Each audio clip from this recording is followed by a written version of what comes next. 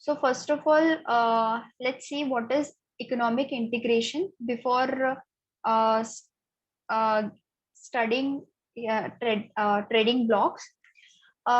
Economic integration is a kind of arrangement that is there with some member countries, say 5 or 10 member countries, which is formulated or agreed on an agreement which is very much helpful to reduce cost, um, which which complement the monetary and fiscal policies, and which eventually uh, give contribution to increase trade.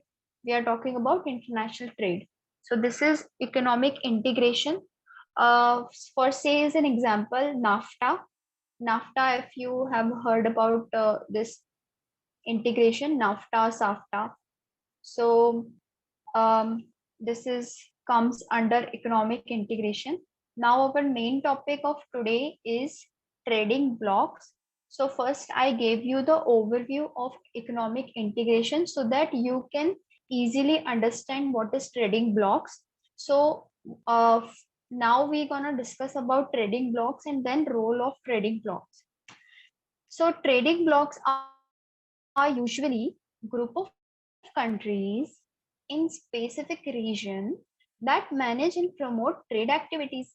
So trading blocks is also a kind of economic integration where wherein they are having some specific countries who belongs to so and so region, and they promote and manage the trade activities. Trading blocks lead to trade liberalization, the freezing of trade from protectionist measures, and trade creation between members, since they are treated favorably in comparison to non-member countries. Okay, so um, all countries are together for each other's benefits in perspective of trade creation, in perspective of trade diversion, in perspective of increasing trade, in perspective of not levying duty, import duty or export duty, and in perspective of treated every member as their own as their own franchisee, and in comparison to non-member countries. A trading bloc's primary purpose is to remove barriers to trade within a specified group of countries. So, um, you all know about trade barriers. So, the trading bloc has primary purpose to reduce that barriers or to remove that barriers within specified group of countries. Say, let's say if you are having integration of 5 member countries, so it will give all the benefits and remove barriers of all that 5 countries mutually. To create a trading bloc, two or more countries come together and create an agreement outlining their trading policies with another with one another and removing tariffs or other barriers to trade with one another. Okay, so this is a favorable condition for all the members of that treaty, which comes together and sign an agreement which is mutually beneficial for everyone, and which agreed to removing tariffs and other barriers from each other's goods and services. So let's say if A country is exporting something to B country, then B country will not charge any import duty from the A country. Um, a trading bloc or an economic integration. Economic integration is the unification of economic policies between different states through the partial or full abolition of tariff and non-tariff restrictions on trade. So both are the kind of same terms. Altogether benefits all the members. The main implication of trading bloc are as follows. So there are some implications of trading blocks. It is like positive implications. First, we'll go through the positive ones. It will create trade. Okay, it will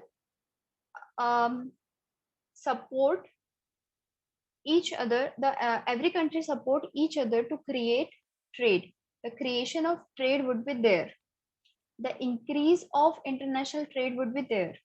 So when they remove tariffs on member countries, then eventually the trade will get increased. Nations can take advantage of comparative cost, which leads to trade creation. Okay, so if we had discussed about comparative advantage theory, so altogether they will be having the comparative cost, which leads to the trade creation. Competition, improvement in quality.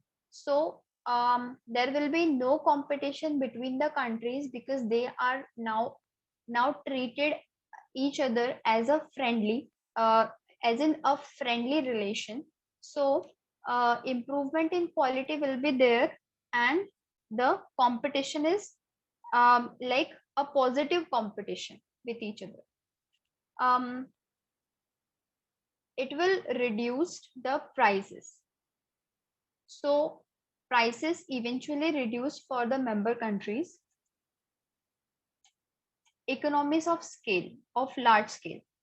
So in microeconomics, economics of scale are the cost advantage that enterprises obtain due to their scale of operation, with cost per unit of output decreasing with increasing scale.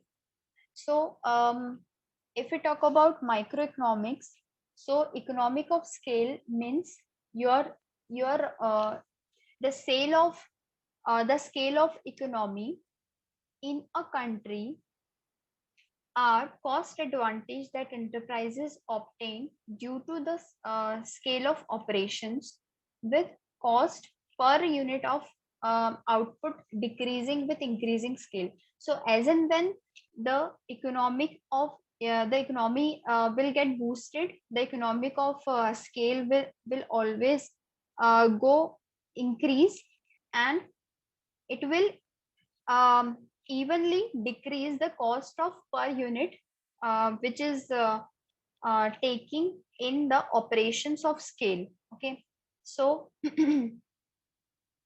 this type of treaty will affect on your economic of scale, and it will help to increase that economic of scale so that the cost per unit of output will get decreased. Nations specialize in the production of those goods and services in which they are more capable of producing. So, if say nation A is good in manufacturing and providing services for textile related products, and the nation B is uh, capable to produce any type of like fiber and etc. So nation A will take fiber from nation B and produce the goods. Okay, so the quality of production and the range of production will get increases with this economic growth. Due to reduction of trade barriers, firms in the region would be in the position to produce goods at the lower price. So if the taxes and if the tariffs will not be there, the trade barriers will not be there, so ultimately you can produce more goods at lower prices. Employment generation would be there. Now, the member countries can allow the other member countries to establish some enterprises in other countries, okay, the host and the home countries. So it will increase the employment opportunity. As in when the goods and services will get increased, so the employment opportunity will also get increased. The goods and services production will get increased, so manufacturing sector will get increased, and manufacturing sector will get increased, so your producers will get increased. And with the number of producers, the labor work is um, is required, so all type of people will get the job and employment creation will be there. Technological development. As a firm grows, they would go for higher technological developments. So with every type of like changes, or you can say the positive development in this environment, the technological upgradation would be there, um, with all the member countries mutually. They could collaborate for technological development as well if they get that type of environment. Investment. So for economic development, they have collaborated with each other. So this is economic integration. So in economic integration, if they are very much like dedicated to provide an economic development to each other, so investment would be there. One nation, one member nation would invest in another member nation's country through FDI and other sources. So growth potential will also be increased. Social and cultural relations, peace and prosperity of the regions. So um, if we talk about every aspect of business environment, as this is a subject, so um, if we talk about every pastel environment, so it comes with like political, technological, socio-cultural, say economical. Okay, so it comes under this. Social and cultural relations also be there, because you see there are different types of like stages. There are different stages in economic integration. So as in a different aspect of economic integration is the regional integration. So some on a regional perspective, um, a union like European Union, why they collaborated? Because they have a regional familiarity with each other. Okay, they have the currency value, the same currency value, dollar. That's why they have collaborated. Or maybe they have collaborated and make a single currency for European Union. And just because the regional or the locality wise they are close to each other, that's why they collaborated and make it a union. So social and cultural relationship would be there for the peace and prosperity of that particular region. So European Union, um, all the nations comes under European Union. The union will would taken care of all the peace and prosperities related aspects of European Union. Better utilization of resources, physical resources, human resources, and financial resources. All the member countries would be taken care that the maximum utilization of all the resources available in any member country. It can be any physical resources, human or labor resources, or any financial or economic resources. Consumer welfare.